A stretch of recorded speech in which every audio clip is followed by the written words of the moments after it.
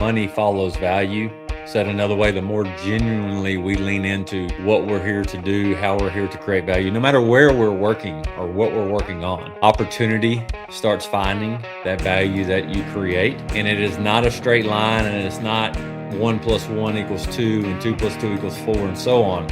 Often it's like we're 8 years in, Nate, and that book and that person that we met 7 years ago now is a foundational piece of all the relationships we have because they were genuine. They were not a counterfeit, or because we were genuine and we weren't a counterfeit. And there are always two sides to everything. For everything that's genuine, there is a counterfeit. There's no way around it. And we can either exert energy being genuine or energy being a counterfeit. And I'm going to call myself out. The greatest lies I tell to myself are to the counterfeit version of myself that's opposite to the genuine version that I say.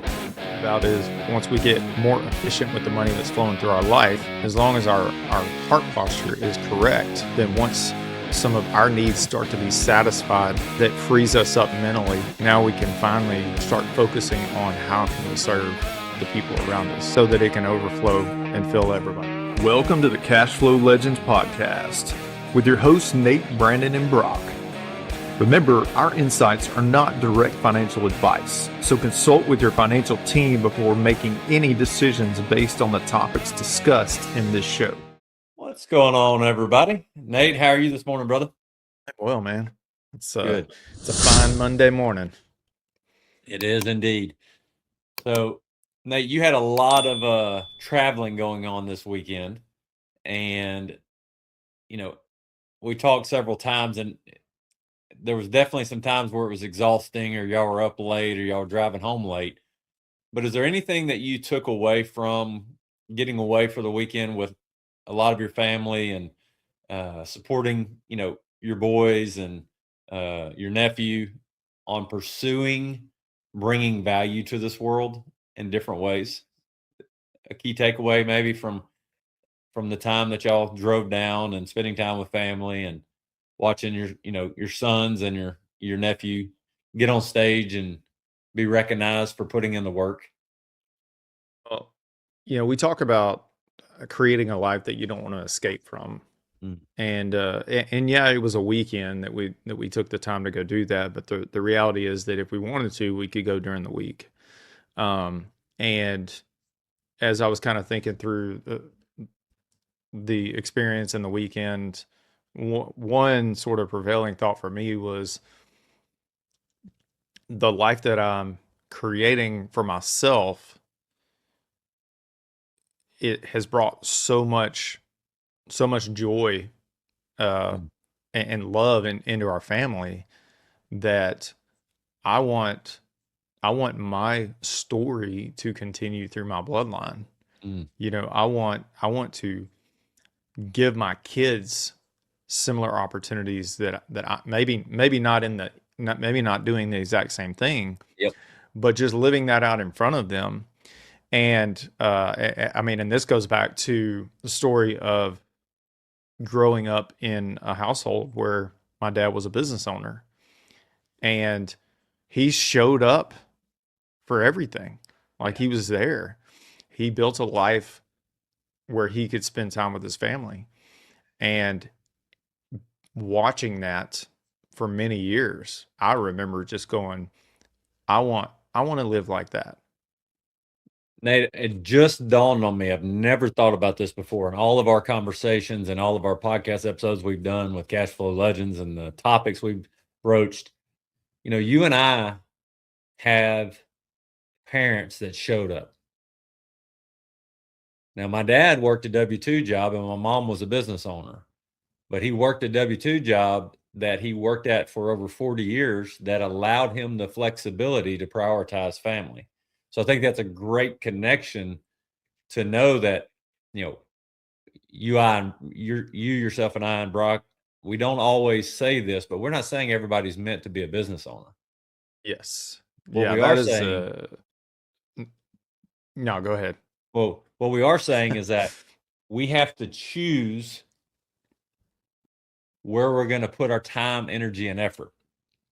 And there's a cost to everything we do, even if it's doing nothing. And so we have to first reckon with that. And I think about where my dad worked forever, is a great job, great benefits, some of the best insurance you could have. And they were great providers for our family and still are. But to hear my dad think through rethinking his thinking, as Nelson said now, has been really fascinating and fun to listen to. Same with, your stepdad and your mom and how they've rethought their thinking and continue to. So I think it's a good segue into today, Nate, that we all have gifts that we're given. And those gifts are going to be used for genuine reasons or they're going to be counterfeit.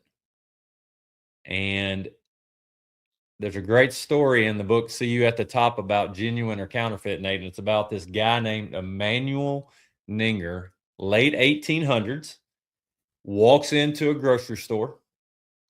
And, in 1800s, almost 1900, he pays with a $20 bill for purchasing some turnip greens.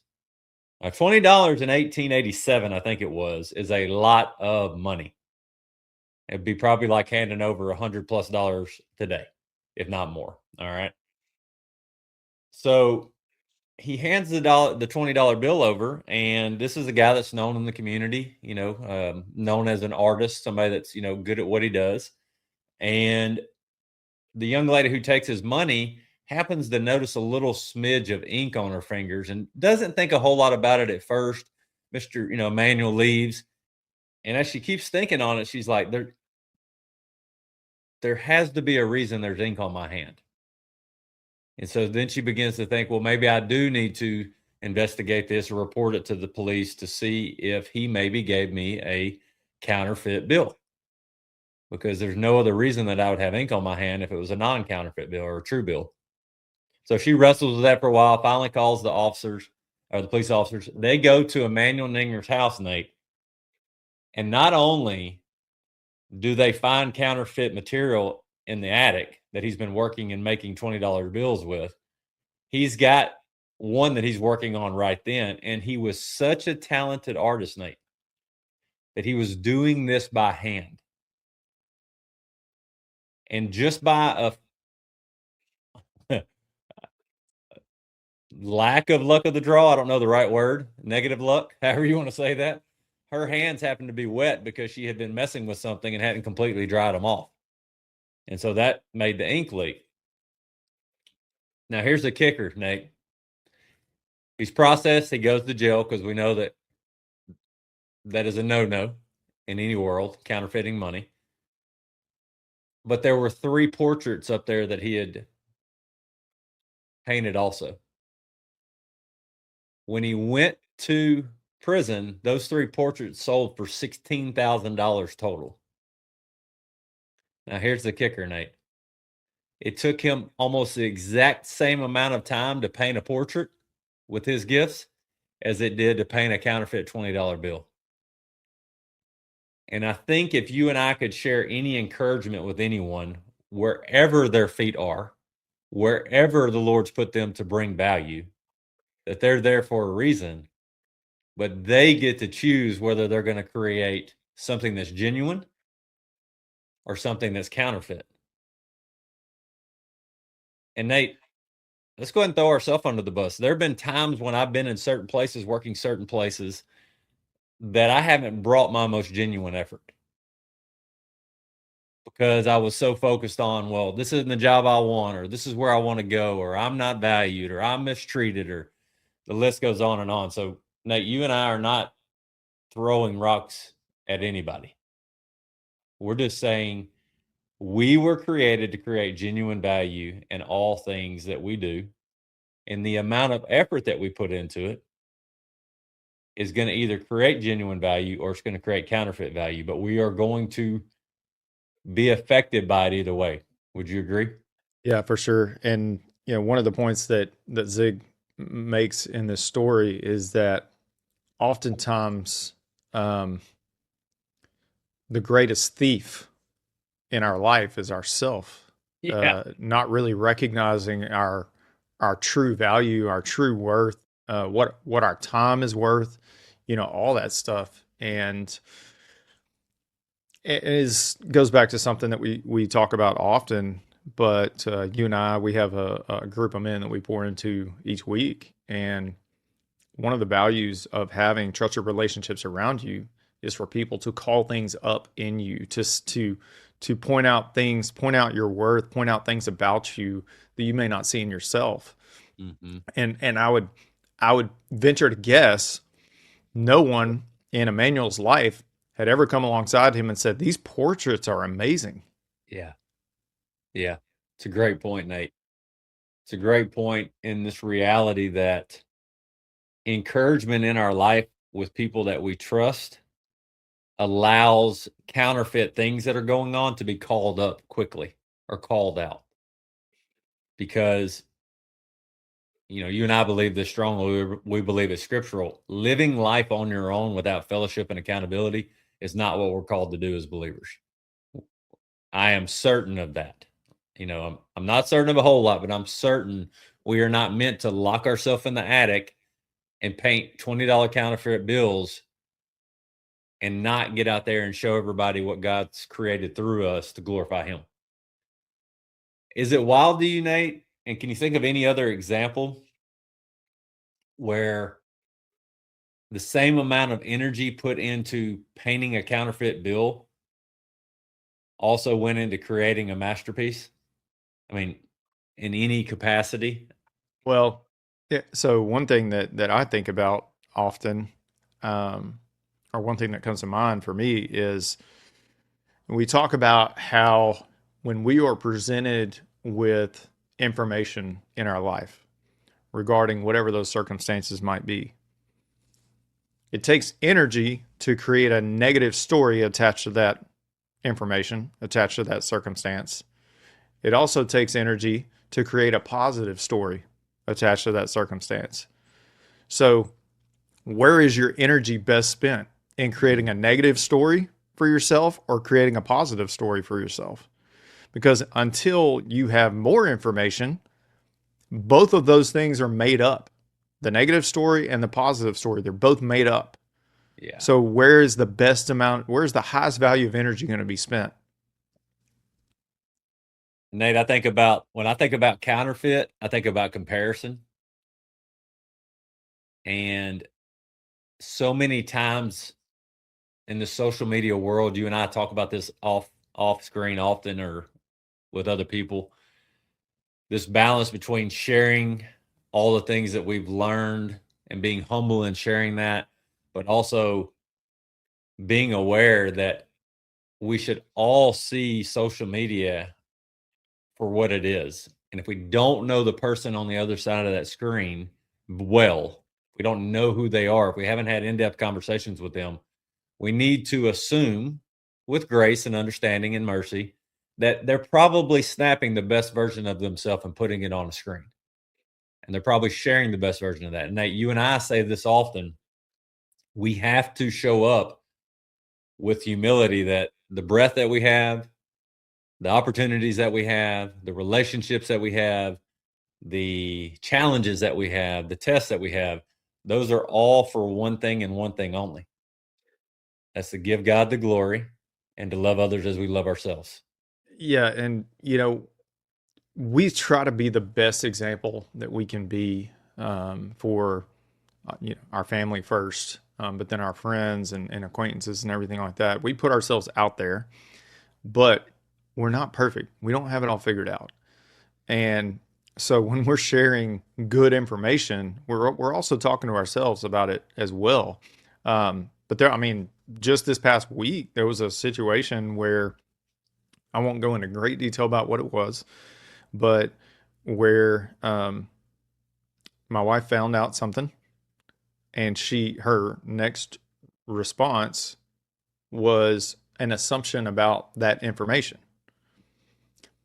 Where when I heard the same thing, I did not automatically assume something else. And then we found out more information, and it was actually not the thing that we thought it was.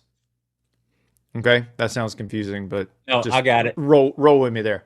I'm rolling with you. So where I could have spent some energy going into that same place she did, I just kept it high level, and my immediate response in my head was just, God's already got this figured out.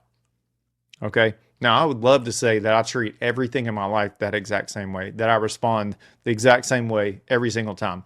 But in that moment, I did. I just said, God's already got it figured out. And so I didn't have to spend that negative energy in that moment. Yeah, Nate. Before we hit record, we were talking about. I wrote this down as we were studying through a book we're going through. And let me, for if anybody just catches the middle of this, when we're talking about negative and positive energy, that is not new age foo-foo language or anything like that. You have to understand the context of what we're talking about. Yeah, absolutely. Really, where our mind is going is that's our energy. Is kind of how we think about it. What we're consuming. What our thoughts are. But you and I were talking about this morning. One of the most powerful words that I've learned to use over the last several years and all the coaching and teaching that we've had and we've invested in is the word maybe. And I think I got it from, I don't know, the next conversation kind of, emphasized the word maybe. Maybe we don't know this, or maybe we don't understand that, or maybe they're dealing with something we don't understand. And in that, every time we have a moment occur, my wife, Leah, is way better at this than me. She doesn't assume anything other than maybe this or maybe that. And there's grace given. Whereas back in my principal days, my assumption was always there was no maybe or grace. It was like they're out to hurt me or they're trying to, ruin something about me. And the reality is, Nate, is the only way we can really understand someone genuinely is to spend time with them or to spend time with that situation. So when we think about Emmanuel Ninger, maybe he never had anybody see his artwork and go, "You are talented, man."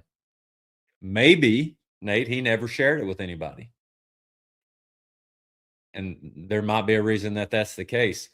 In the world that we're in with money, Nate, we're not in the world of money. It's never about the money first.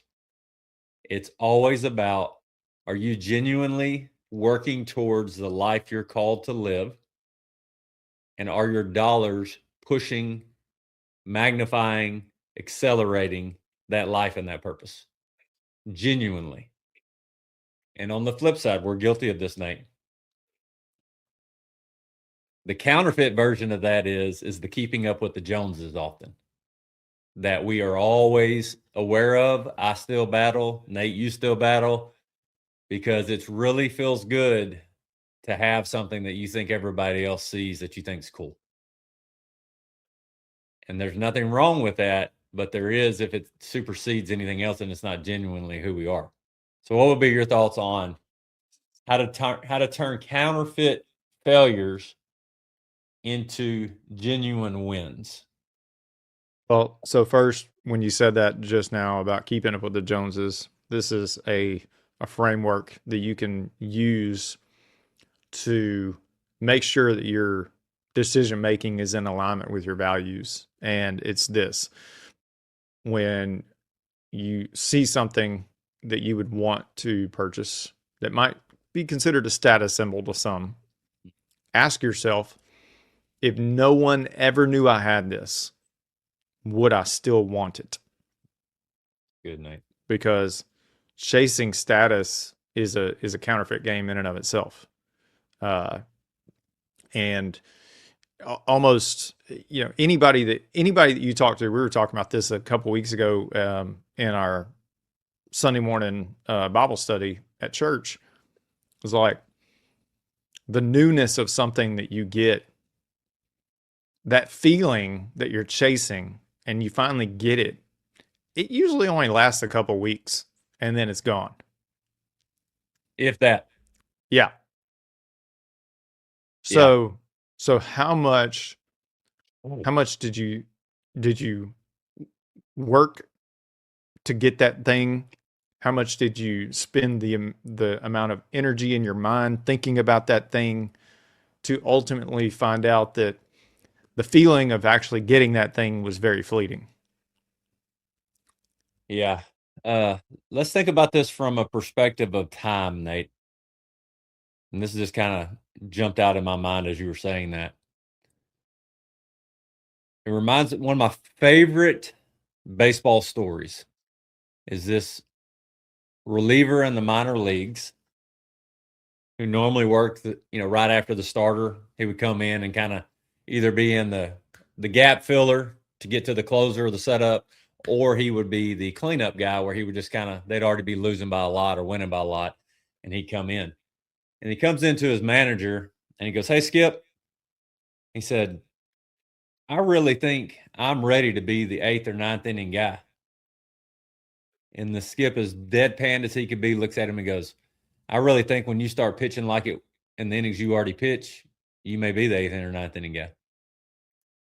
And so, how many times, Nate, have we wanted something else and we weren't even being good stewards of what we had already genuinely?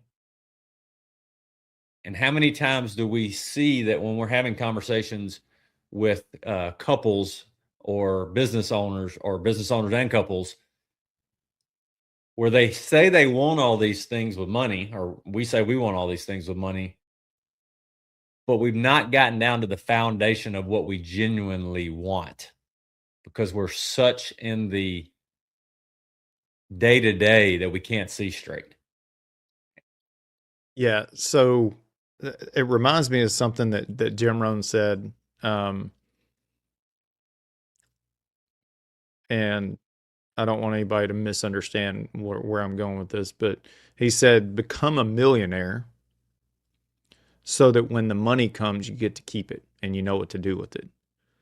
So, and the idea behind that is prepare yourself for the things that you want mentally, emotionally, spiritually, so that when those things actually physically show up in your life, you're ready for them. But really, the overall theme is make sure that you're investing in your growth. There's two words that go together, Nate, as we're sitting here thinking about this. And I'm thinking about our own journey so far. The more grounded we are in whose we are and what we stand for and what we're here for, the more genuine we can be. The greater capacity we have to be genuine, because we know that everything on this side of eternity that's man-made, possession-wise or material-wise, is fleeting. And so anybody listening or watching this, if you're thinking, how the heck does this have to do with what Nate and Brandon do with money? How the heck does this have anything to do with what Brock teaches about working with successful business owners and our podcast, Cashflow Legendz? It has everything to do with it, Nate. And one of the greatest things we have the opportunity to do with the genuine gifts God's given us is to share that as often as possible. Because when you take a husband and a wife, Nate, who are on the same page about how money is fueling their purpose for their family, for their financial well-being, for their fitness, for their faith, for their, future, when they're on the same page and working to stay on the same page, man, there is nothing better to get to experience than watching that happen, Nate. And nowhere in there did I say anything about how many zeros are in your paycheck. Yeah. Nowhere in there did I say, how much money did you make? It was alignment and being aware of how husband and wife or business partner and business partner work together, because life does this, Nate.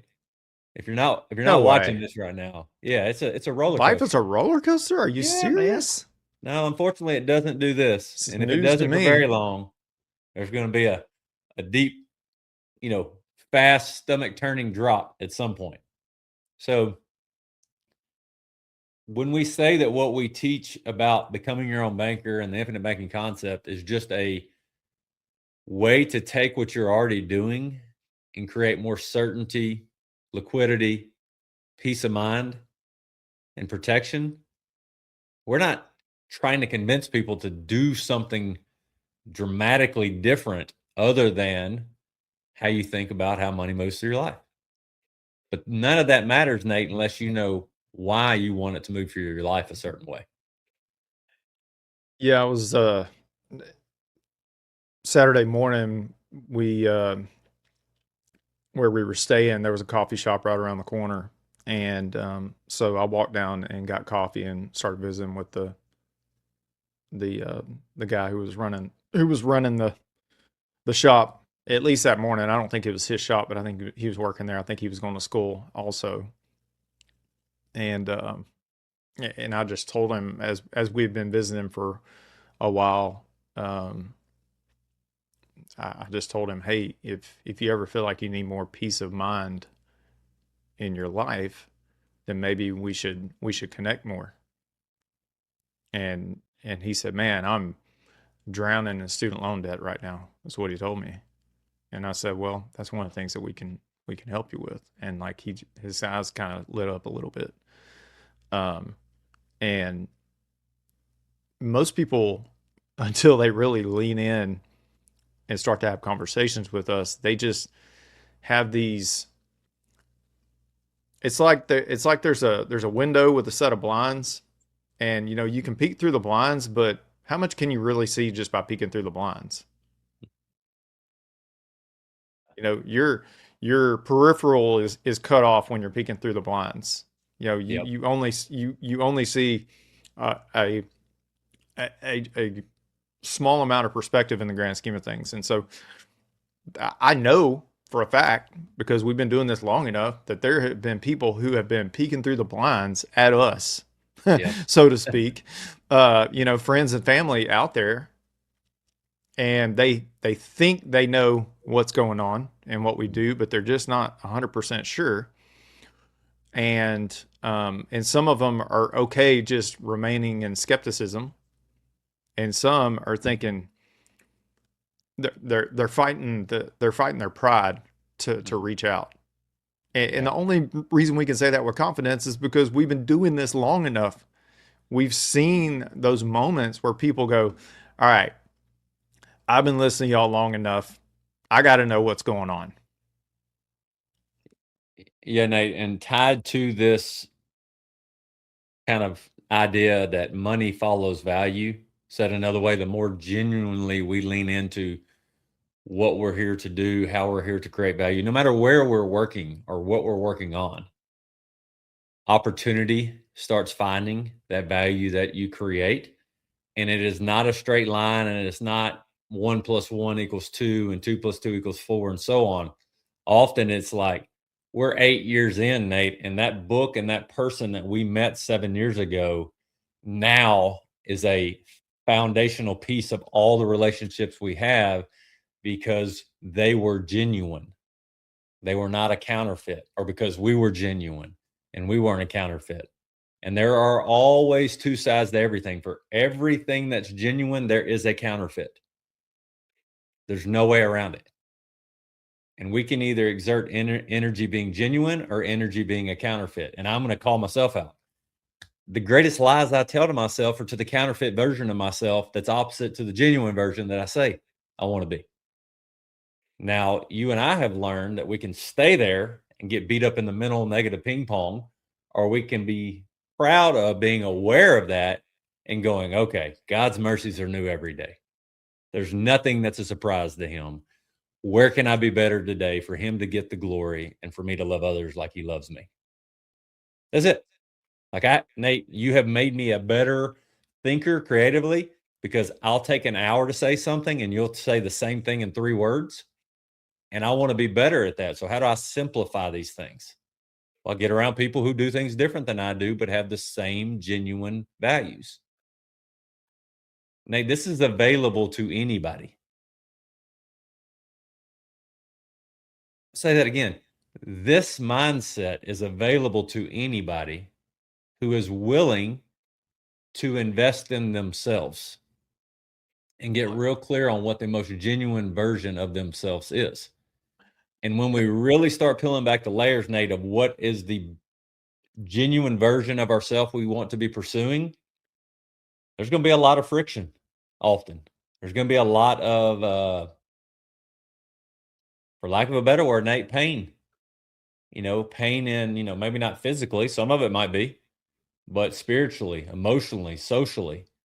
Had somebody the other day tell me, these mindsets that are not good for us keep finding us. And I was like, why do you think that is? And we didn't get a whole lot of time to discuss it. But if we dove into it, Nate, it would potentially be because of how people view us, how they see us interact with others, how they see us carry ourselves. Because birds of a feather do flock together. Nate, how many times have you been asked, how do you get in conversations like this by other people across the United States? I hear it pretty often.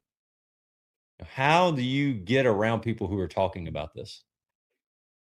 If you really think about that question, Nate, and where that genuinely started for us, where did it start in your mind? Like, where did we start opening up the door?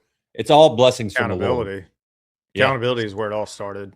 Accountability, and then, man, a curiosity that wouldn't stop for both of us. Yeah. And the only way true accountability can occur, Nate, is for us to be genuinely pursuing a genuine version of ourselves. So what is a genuine version of ourselves? To me, it's that person inside that I know God created me to be for his kingdom and his glory, that I got to do a whole lot of daily work and leaning into him for it to come out. Because on my own, it's a wreck. Yep. And you'll hear some people say it this way, Nate, I just feel like I was made for more. And back to Nate saying it earlier, we're not talking about wooey energy or naming and claiming or prosperity, but we're saying if we believe that we're created by the creators of the heavens and the earth, then how could we deny that we're all created for something amazing for his kingdom? Because that's the most amazing thing there could be. So, Nate, what would be your challenge or your charge or your call to action for anybody listening, watching later, hearing this, in regard to just being genuine in general?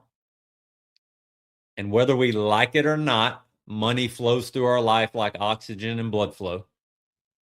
And a genuine relationship with it will be one of the most important things that we could ever do. What would be your call to action if I put you on the spot, put the mic in front of your face and said, Nate, what do you have to say to the crowd? All three of them that are watching. Yeah.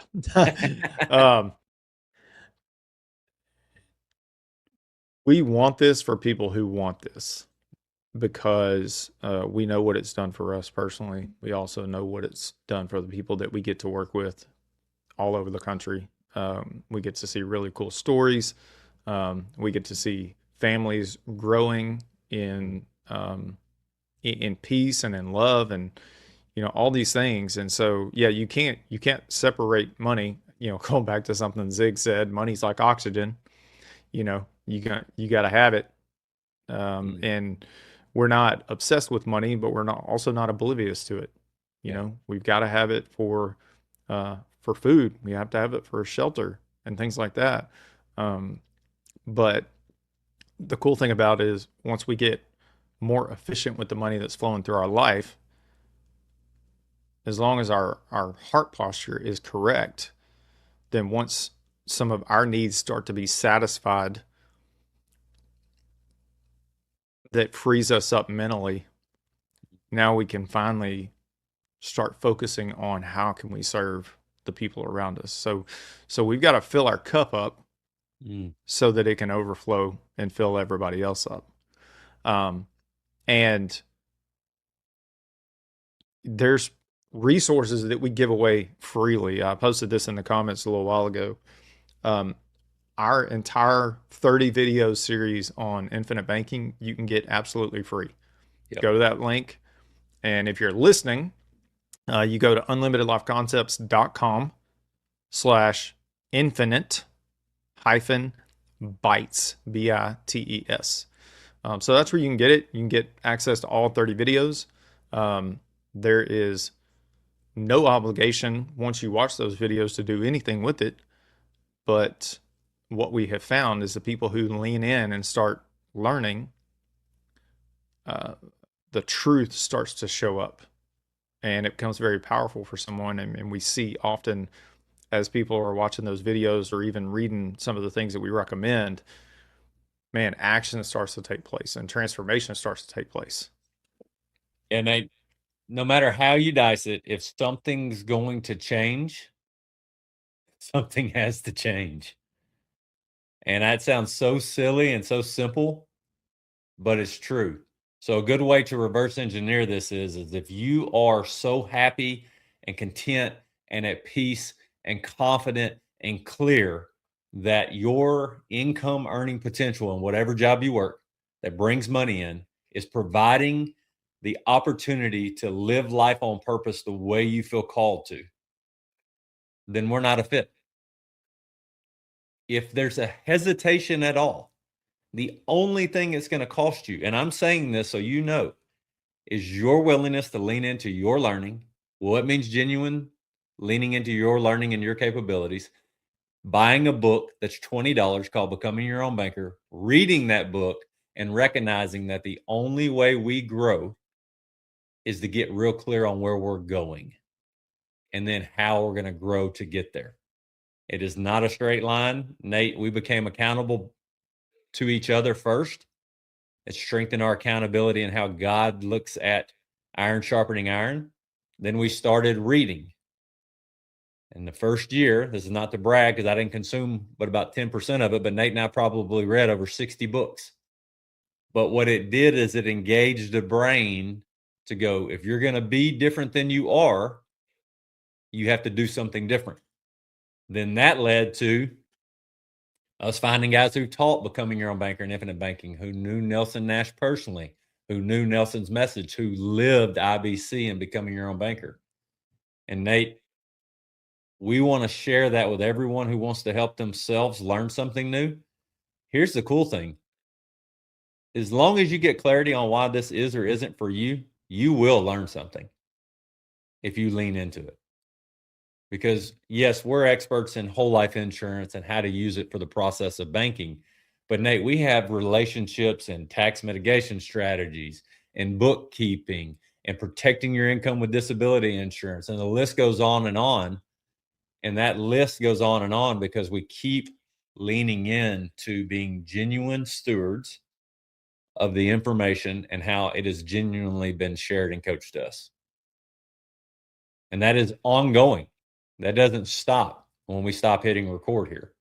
That's what we do during our air quote work week every week.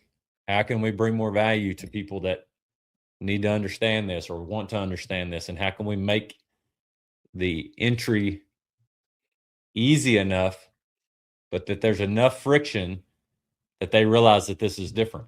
We're not going to hand you something and take care of it for you. You're going to have to know why it matters to you. So Nate, why don't you give a little update on what you just posted and the links and what we got coming up this coming Saturday, Not July this Saturday, next Saturday. Next Saturday, my bad. Yeah. So January 31st, on Saturday from 9 to 12, we are doing our what we call Pizza and Perspective local meetup in Marshall, Texas, where you can come and hang out with us, eat some great food, be in get around our community, some of our awesome members who will be there, get around people who have been practicing this for a number of years, get your questions answered. And I remember getting some feedback from one of our clients or one of our members. The very first event that he went to, he said, man, this helped me so much because I realized that I'm not doing this by myself. So sometimes when you're practicing IBC, it can feel lonely because you're not able to have the same conversations with people that you get to have with us. And so it starts to feel like, man, I'm just kind of out here doing this thing on my own. Then you get around other people who have been doing it too. And you're like, okay, all right. We like to call that getting close to the fire, staying close to the fire. Yep. And Nate, one of the beautiful things about Pizza and Perspective is we are trying to, this is our 6th, 7th, 8th one. We hope to embody and represent how we've been mentored, how we've been coached, how Nelson Nash's message through the workbook, Becoming Your Own Banker, and through our mentors, Mike Everett and Chris Bay, and through the community as a whole, has poured into us to realize that we can't drag you into this. As Mary Jo Ehrman says, if we drag you in, we got to drag you around. Yep. And that's true for anything, Nate. It doesn't matter what it is. If you want to be exceptional at something, you have to be willing to work harder than the people that are introducing you to the thing. And so you're going to hear things like leaders are readers. You're going to hear things like, who do you surround yourself with to challenge your thinking? Who do you surround yourself with that can call you up when you are being a counterfeit version of the genuine version you said you wanted to be? One of the things that I love to hear from feedback from members, people that we're able to spend a lot of time with, is not only have you helped me, create my IBC system or whatever, but you have encouraged me to continue to grow and be better. Yep. Yeah, I love hearing that, because that's the goal in all of this, is just to lift people up. And like you said earlier, it really ain't about the money. The money is really just it's a necessary part of the process, because it is part of everything that we do. But this is so much more about relationships and just figuring out how we can bring value to someone. Yeah, so we'll finish with this.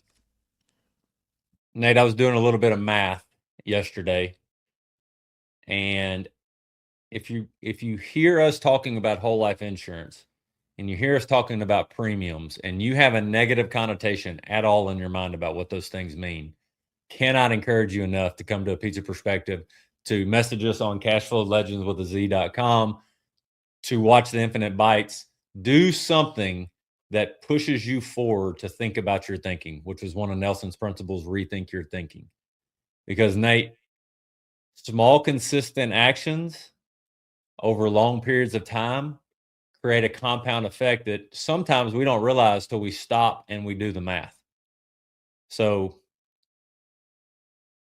maybe come join our Pizza and Perspective, and Nate and I'll share with you, inside of our family, Nate's family, my family, how many premiums we paid, dollar amount, how much cash value that's created to control the banking function, and Nate, just as importantly, how much death benefit that has protected for our estate that will pass on to the next generation for the heritage we are practicing leaving with our children and our grandchildren that we don't have yet. If any of that interests you, come on, message us, check in. You will not regret that. You'll appreciate this. Just had one of our members send me a text. He's wanting to come. He wants to know if he can bring his 15-year-old son. I said, yes, bring him. Absolutely. Absolutely. Here's a last little encourager for parents. Even if you don't have your money in order, it will take somebody else's view outside the jar to help you read your label. Don't feel bad about that. That is normal. Nate and I have to have that in our life by mentors reading our jar outside the label, because they're not emotionally attacked. They're not emotionally connected, so you won't have to feel attacked. This is just a conversation we have with everybody. One of the greatest gifts we can give to our children is to teach them that money is just a tool, and how to use it in a way that perpetuates your family heritage, your family purpose, your family passions, in a way that is going to continue even when you and I are not here. Because at the end of the day, Nate, when you and I pass away, we're with Jesus, man. I mean, we ain't worried about nothing anymore. That's the best way my brain can process it. But there still is work to be done on this earth. And whether we like it or not, money fuels purpose. Money fuels good. Money fuels evil. And so we have to reckon with that. Nate, you got anything else? It's a good place to end. Appreciate everybody joining on this, listening later, the likes, the subscribes, the follows on Facebook and on all the places that hit Cashflow Legendz on the podcast. We're just grateful that you share your time with us. We do not take that lightly. Have a blessed day.